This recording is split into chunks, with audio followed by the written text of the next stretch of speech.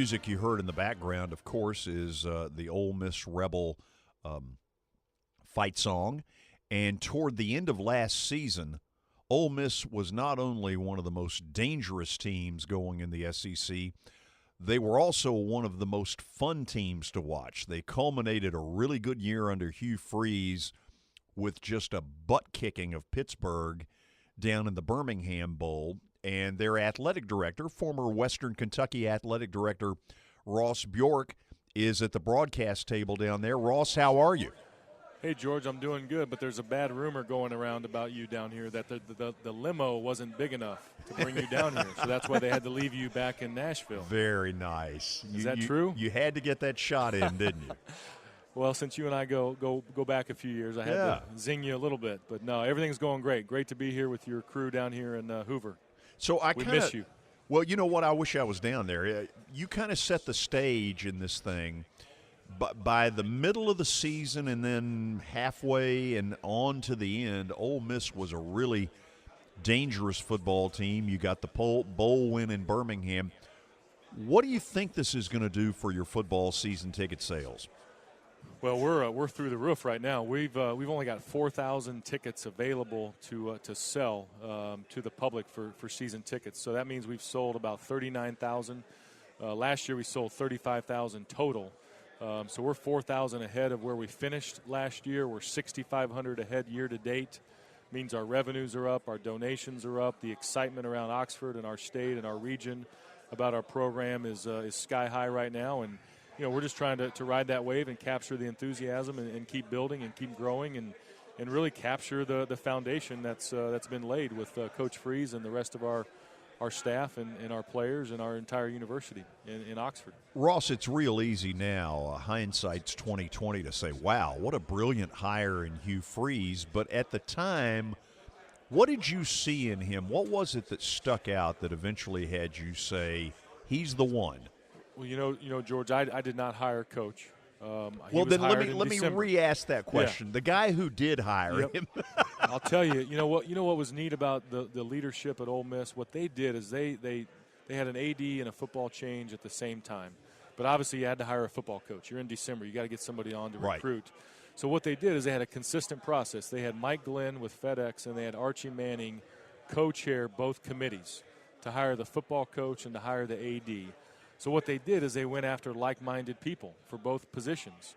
And so Coach Freeze and I think alike. And the lucky thing for me coming in as the athletic director is I knew him from my days in the Sun Belt at Western Kentucky. He was at Arkansas State. And so the learning curve for him and I, personality-wise, was already set by Archie and Mike.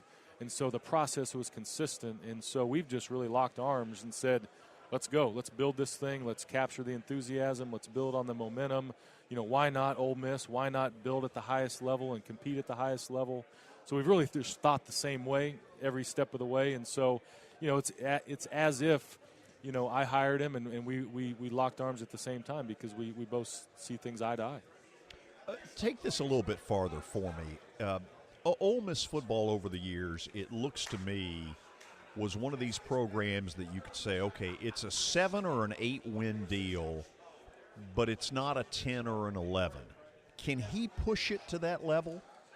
You know, I think the question is why not? You know, who says that that's our ceiling, you know, 7 or 8 wins? And to me, what we've got to do is we've just got to control our destiny by working extremely hard, by focusing on the process and doing things extremely well on and off the field and doing the little things to make the big things add up. So to me, the ceiling has never been, you know, defined at Ole Miss. And so who says that we're 7 or 8 wins? Who says that we're 10? Now, we know we're in the SEC. We have to compete against that and the power that stands for. But why not just capitalize and turn on all the great things that Ole Miss has to offer and recruit at the highest level, build buildings at the highest level, maybe not the biggest, but try to be the best. And let's see where our ceiling is because it's yet to be defined. We're in a new era. We're unprecedented waters at Ole Miss that we have all this momentum, and let's capitalize on that. So I think we have a huge upside. I think we can compete with the biggest and the best, and we've just got to go up against it and continue to build. Ross, I'm going to turn it over to Willie because the limo has arrived to pick me up. All right, okay. Our SEC media Coverage here in Birmingham is brought to you by the Low T Center in Brentwood, Comcast Sports Southeast, the face of college sports in the South, the Hilton Hotel and Suites here in Birmingham, and Freeland Chevrolet Fleet and Commercial Business Center. We're talking with Ross Bjork, the athletic director at Ole Miss.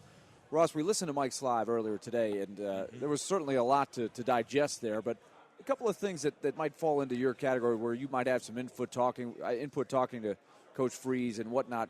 Where do you stand on the schedule? It looks like for now they want to continue to look at it, but the 6-1-1, where does Ole Miss look at it? You know, we want 8 games. First of all, it's 8 games. You like 8? Is where we like to be right now in the SEC, and I think the data says that the league can compete at the highest level by playing 8 games. And so until something suggests otherwise, we're firmly set on 8 games. You know, the 6-1-1. We're not set on anything. You know, we could rotate those other 2. We're okay with that. We like having Vanderbilt as our permanent opponent because Nashville's a great city for our alumni and our fan base to get to, and also that live there. So we like Vanderbilt, but we're also open to a rotation if that discussion comes about. But the biggest thing for us is stick to 8, and let's see what happens to those other cross division games. And we're open to anything on that side, although we do like the Vanderbilt series.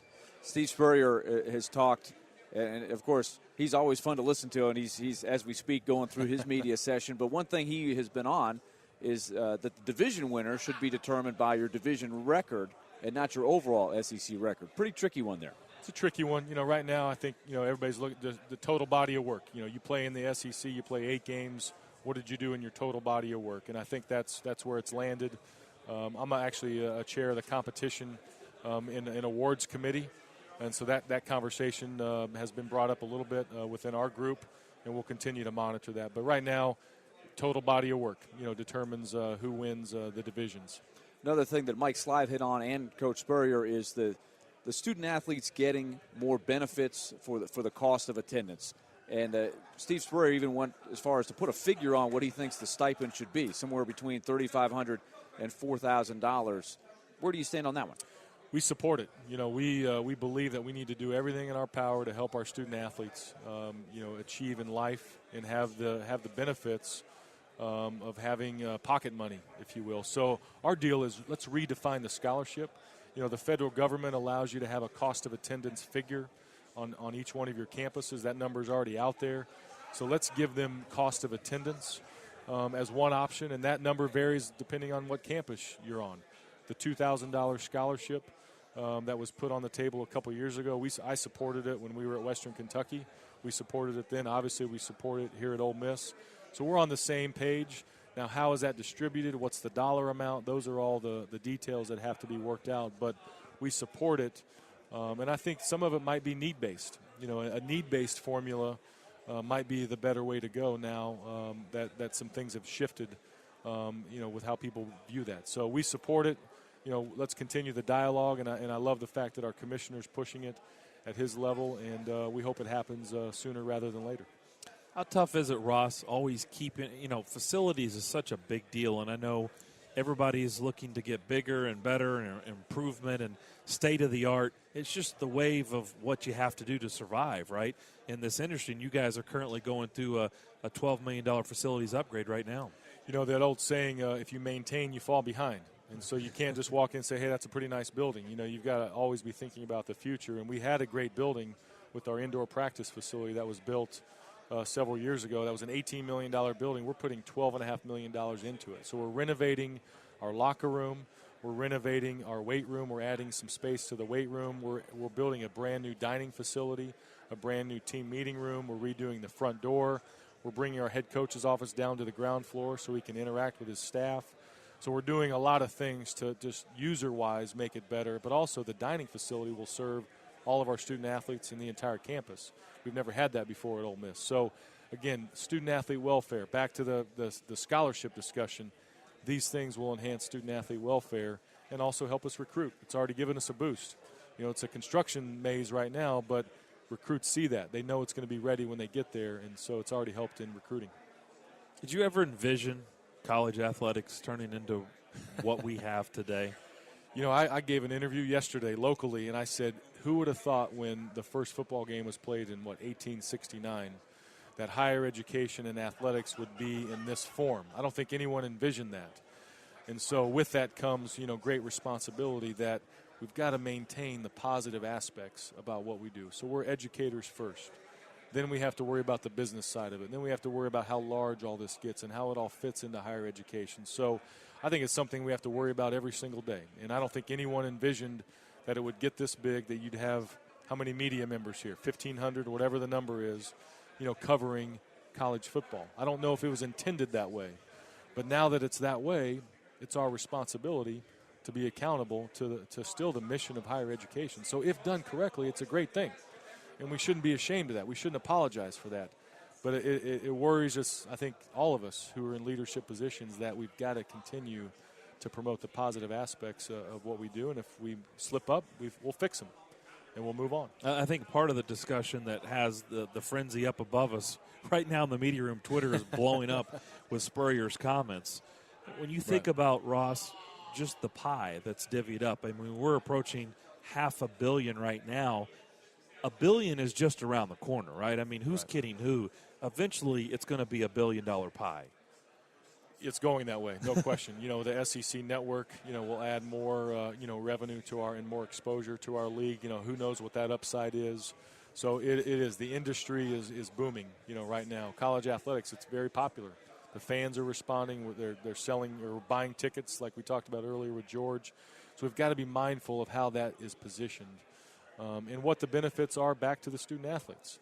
And I think we need to do as much as we can for them to give them benefits and resources that maybe they wouldn't have otherwise. And that's our job, is to educate them along those lines too. So we've got to be continuing to monitor. Well, Ross, we certainly appreciate you coming by. I know you're going to be up in Nashville before too long. It's going to be here before we know it, August 29th. August 29th, how many days? 44 days, I believe, from today. What a big night that's going to be. Two good teams.